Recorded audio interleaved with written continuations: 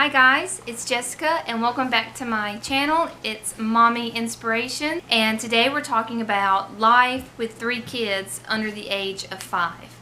Now, I just had a baby 6 months ago. She turned 6 months this month and she has changed a lot. She is getting really big and she's starting to smile at everybody and trying to talk. And her favorite pastime is chewing on her fingers and toes. So she is really growing, and she is such a sweet and easygoing baby. I couldn't have asked for an easier baby. She is such a good baby. And this video I'm going to talk about life with 3 kids under 5. And it's pretty crazy around here sometimes.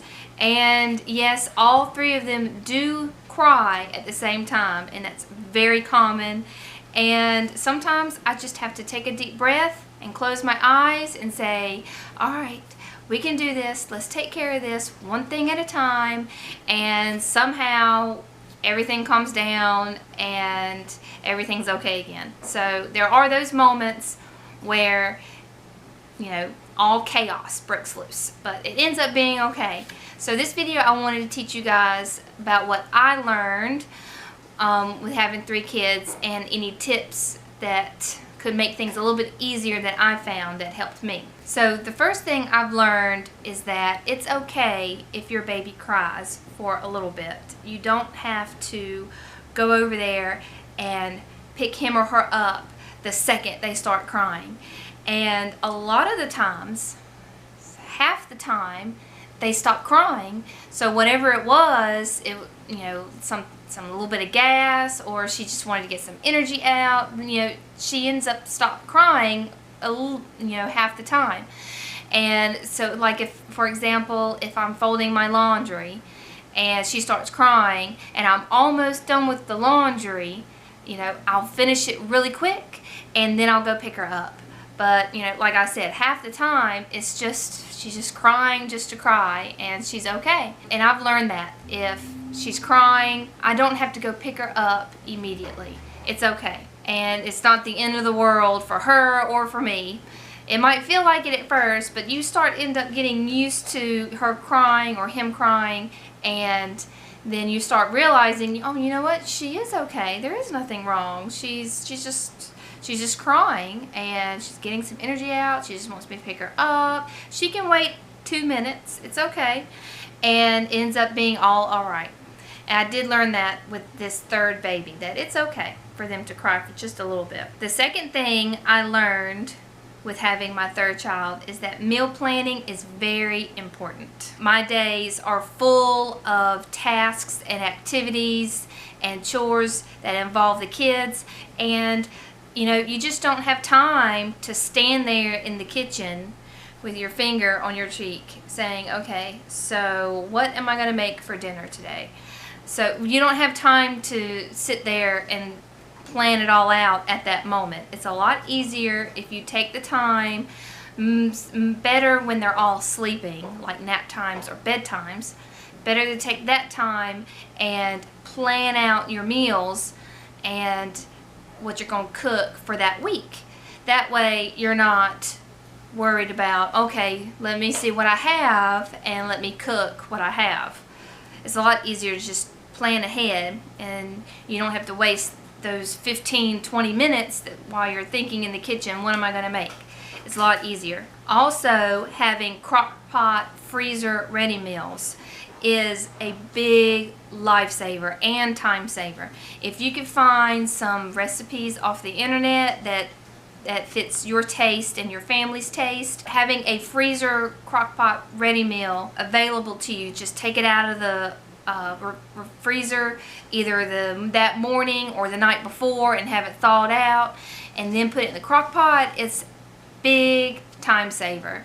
You don't have to, you know, get any dirty dishes and everything like that. You just put it in the crock pot, and the only thing you have to clean up are the dishes that you eat on and the crock pot. It's a lot easier to do, and then you can spend that time playing with the kids, doing a household chore that has been on the back burner and you needed to do, and it's a lot better to do that also. And also meal prep.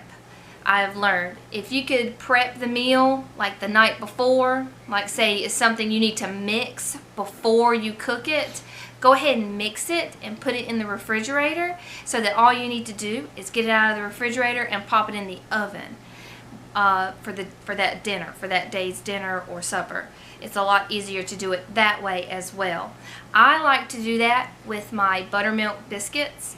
I make my buttermilk biscuits, I make the batter, and I put them in the little circles like that for the biscuits, and I freeze them, and once they're frozen, I put them in a Ziploc bag, and then they're ready to go that morning. All I have to do is just put them on the pan and cook them for 12 minutes, and they're ready. And it's just like as if I just made that batter that day. It's a lot easier. The third thing that I learned with having 3 kids is that household chores, there are some household chores that are not that important. You don't have to do things such as dusting, cleaning the windows, and mopping all the time, every day or every week, whichever one you do the most. If you do it daily or weekly, you don't have to do those 3 things all the time, but just do the chores that are the most important, such as laundry and the dishes.